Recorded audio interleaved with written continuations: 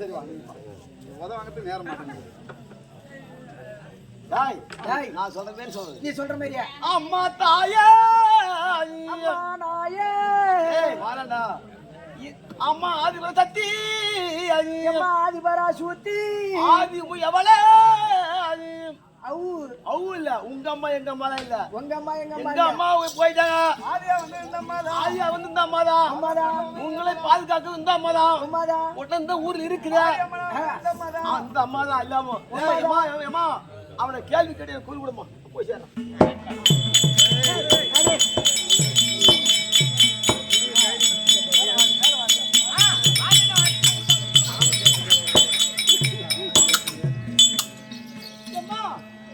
அத்தனை அவன் செய்த தவறு நீ பார்த்துட்டா இருக்கிற. உனக்கு அறிவான ஒரு பாட்டி இருக்கான்.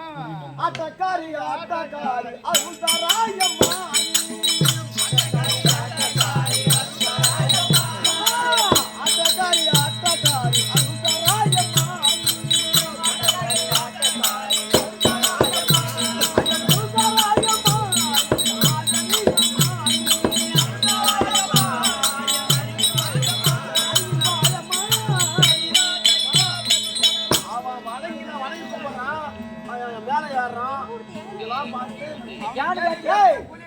மழை இருக்குது.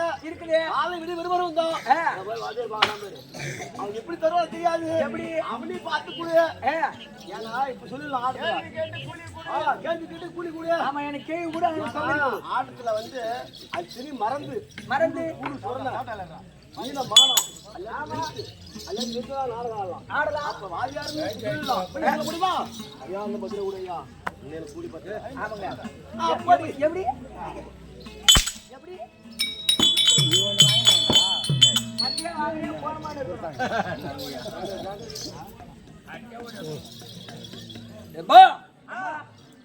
யார் மனதில் எப்படி நினைத்து என்னை வணங்கினீர்களோ அப்படியே வரமளித்தேன். தூக்கி கொண்டு குட்டில போட்டாங்க கூட எல்லாம் ஏர்ல போட்டாங்க. நான் அம்மா தாயேன்னு சொல்றேன், அவன் அம்மா நாயேன்றான், நான் உலக மாதான்றான், இந்த உலகத்தையே கெடுத்த மாதான்னு சொல்றான். அவனுக்கு அதே வரும் எனக்கு அதே வரணும். என்னமா நியாயம்? நான் கீழே எவ்வளவு அழகா வீடு கும்பிட்டு தட்டெல்லாம் வீணாக்கினா என் மேல எருமாறு உயிரம் அதுல உயிரமா யாரு கேட்டியா? அப்படியே உயிர மேல மண்ணு ஒட்டிக்கும்.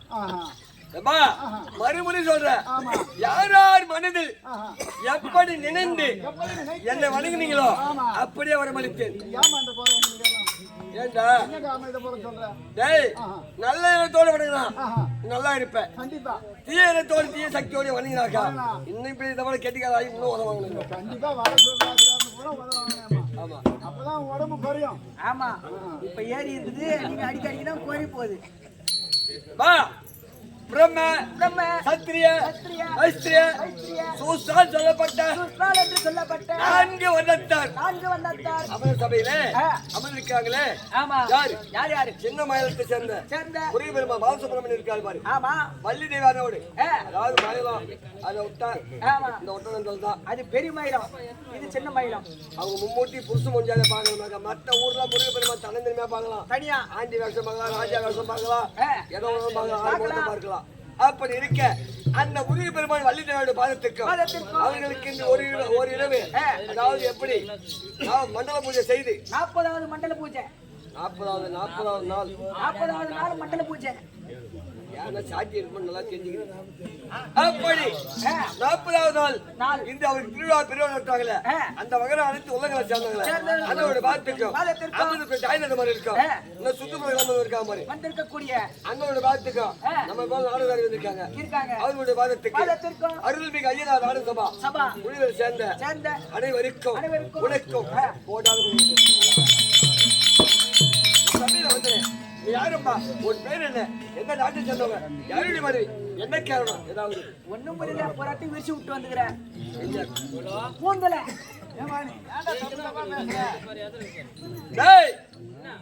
நீ யாருக்கு பிறந்த? நான் எங்க அம்மாவுக்கு பிறந்தேன். எங்க அம்மாவுக்கு பிறந்தேன். உங்க அம்மாவுக்கு பிறந்த? ஆமா நாங்க ரெண்டு பேரும் அம்மனுக்கு பிறந்தோம்.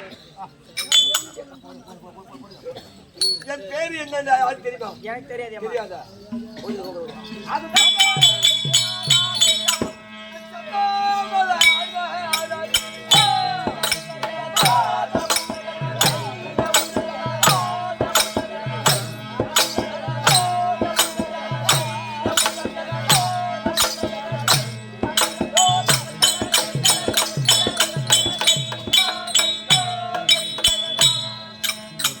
அம்மா ஜகர ஜகி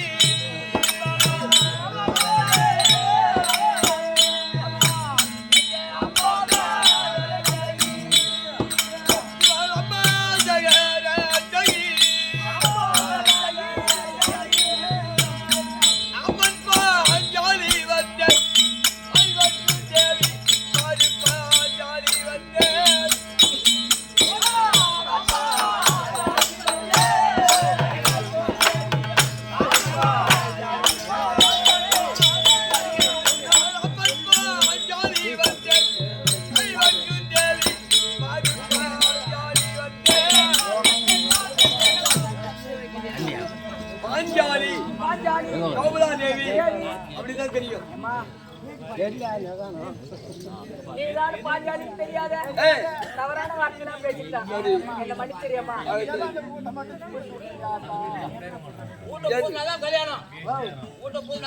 நீ அதுக்குள்ள கௌமலாதேவி பாஞ்சாலின்னு தெரியும். எப்படி எனக்கு தெரியாதேம்மா. யாருக்கு போட்டு எங்க அம்மாவுக்கு நான் ஒன்னை போல மாநில வைத்த பிறகு ஆணிர் வயிற்றுல பிறக்கலையா? அப்புறம் யாருக்கு வரல? எனக்கு தாய் தந்தை வளர்ப்பு தான். எனக்கு தாய் தந்தை வளர்ப்பு தான். பாஞ்சால நாட்டு என் தந்தை பாஞ்சாலம் தாயாக மட்டும். அதாவது இருவருக்கு பிறந்தவர் எப்படி தாய் தந்தைக்கு யாரு எனக்கு தாய் யாரு தெரியுமா? யாரு? அந்த வளர்ப்பு தாய் தான் அவங்க. பெற்றவ யாரு தெரியாது.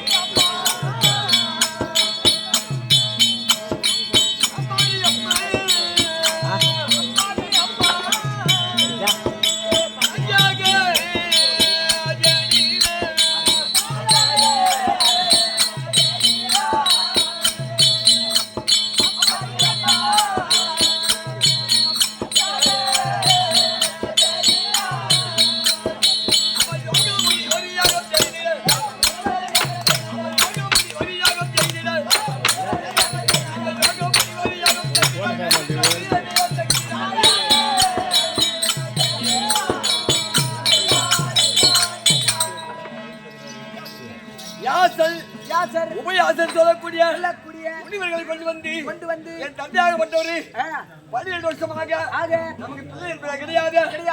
அதனால உத்தரவாக யாகம் செய்ய சொல்லி யாகத்தை வளர்த்தி யாகத்தில் முதலாக தெரியுமா? யாரு?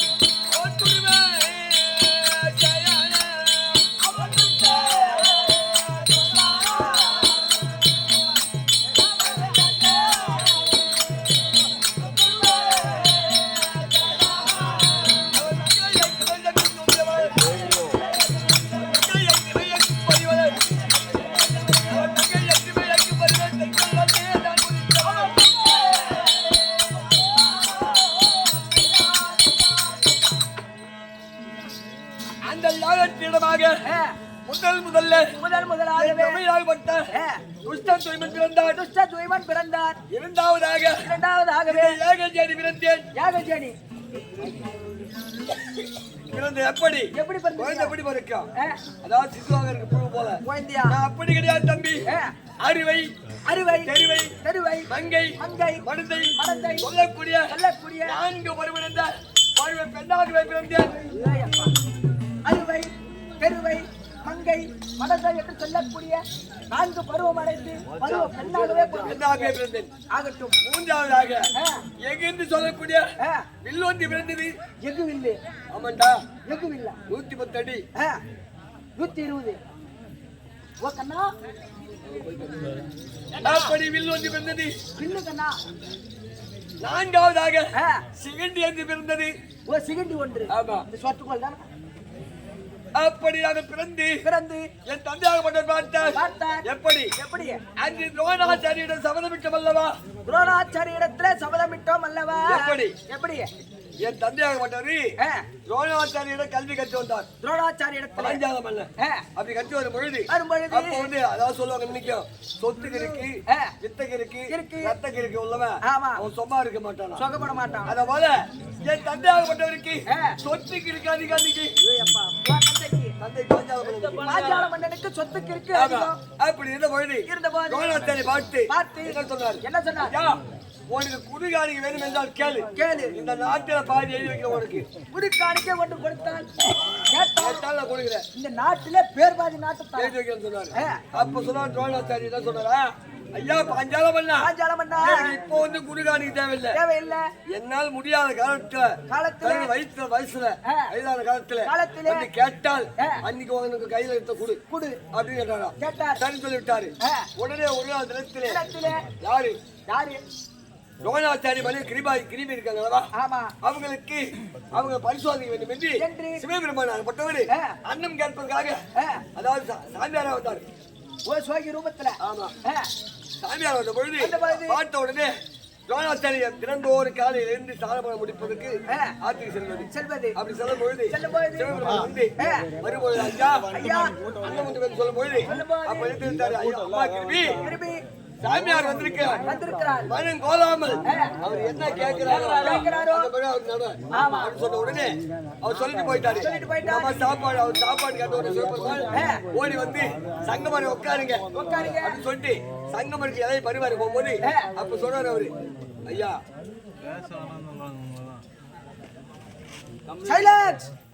அப்படி சொல்ல பொழுது அந்த அம்மா சாப்பாடு சொல்ல உடனே சிவபெருமான் பார்த்தார். இப்படி கொண்டு வந்து சாப்பாடு போட்டாலும் சாப்பிட மாட்டேன், இப்படி அன்னத்தை எடுத்தால் நான் சாப்பிட மாட்டேன்.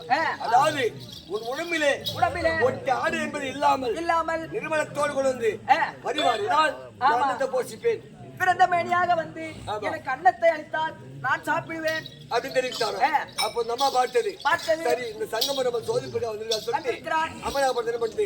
இந்த கூந்தலை அவிழ்த்து தன் கட்டவர்கள் பாதம் மட்டும் தெரியல அளவுக்கு முடியுண்டு சாதத்தை பரிமாற வந்தாரா? அப்ப பார்த்தா சிவபெருமான் சோதிப்பிற்காக வந்தோம். பத்திரி வந்து என்னன்னு ஆடை மூடி வரல, அதாவது அப்படி என்று வாழ்பவன் நிறுத்த உடனே வாழ்பவன் என்ன பண்ணார்?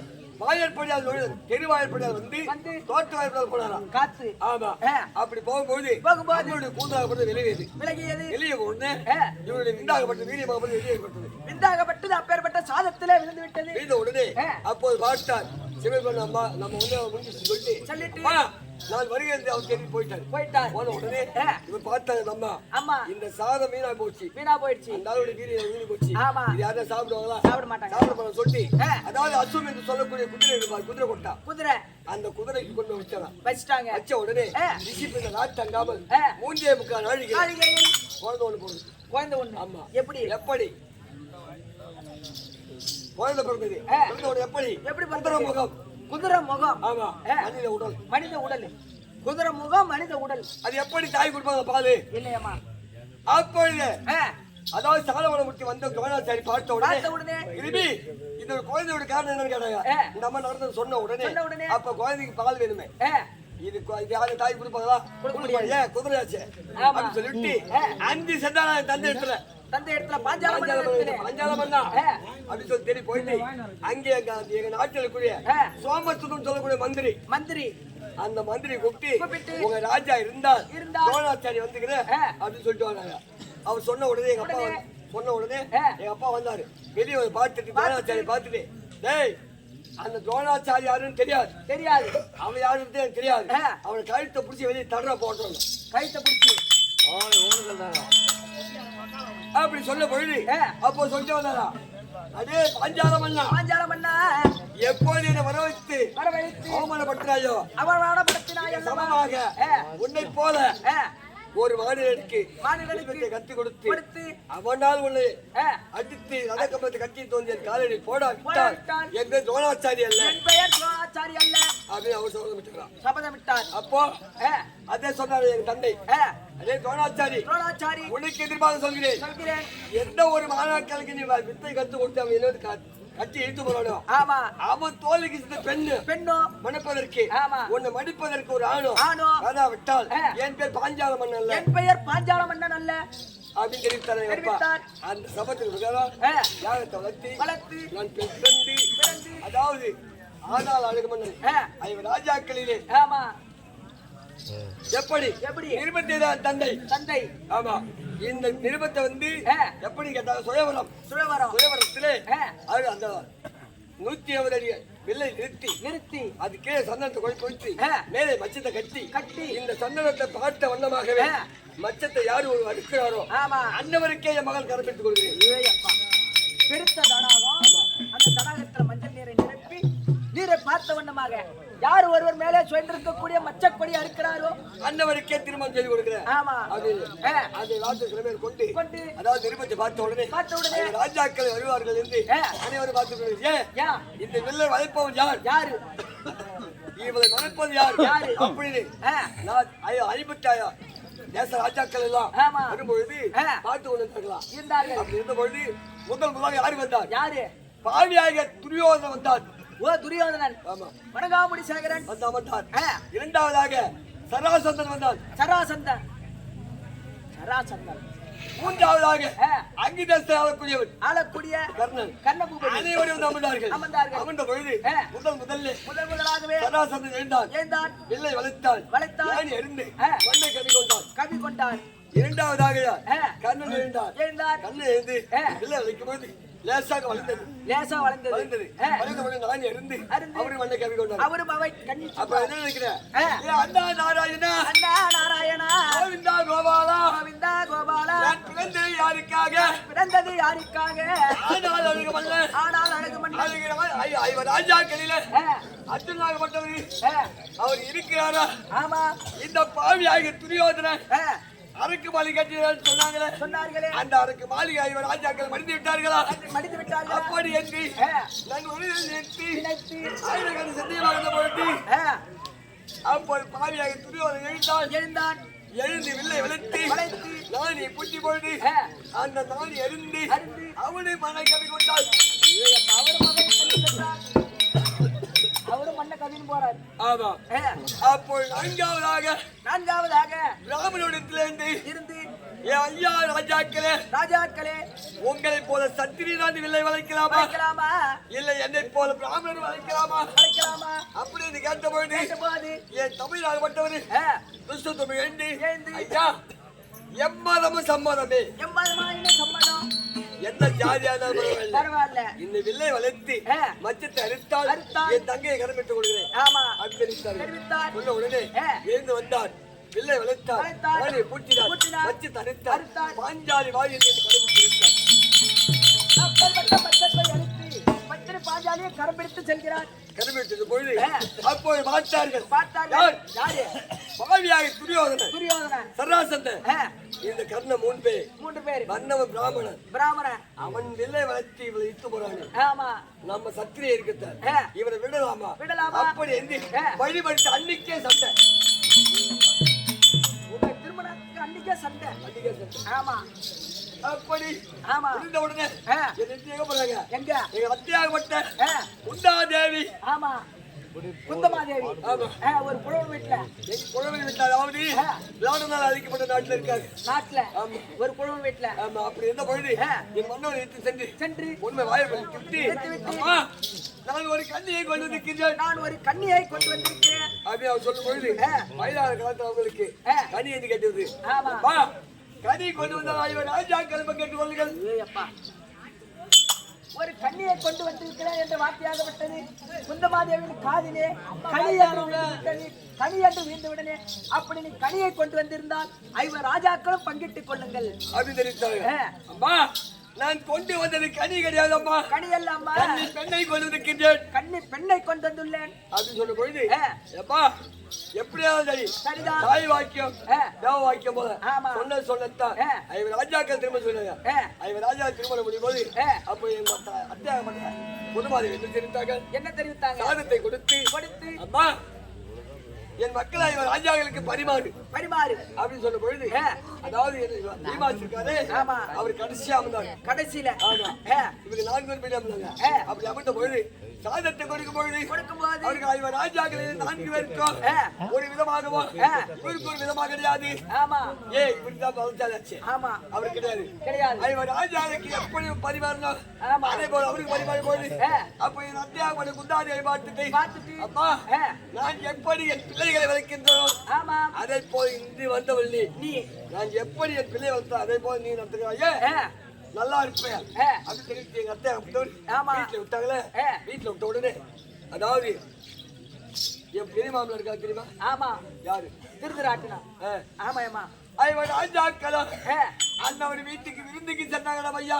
ஐவர் ராஜாக்களும் திருதராட்டின வீட்டுக்கு விருந்துக்கு போறாங்க. எப்படி போறாங்க? எப்படி?